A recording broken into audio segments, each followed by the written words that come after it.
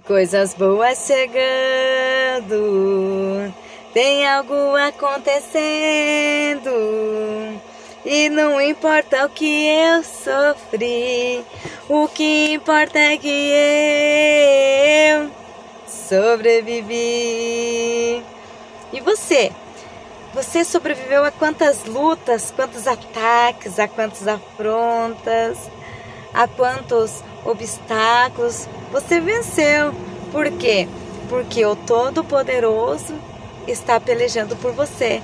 Ele que peleja por você, Ele é o general de guerra. Se tu creres, verás a glória de Deus.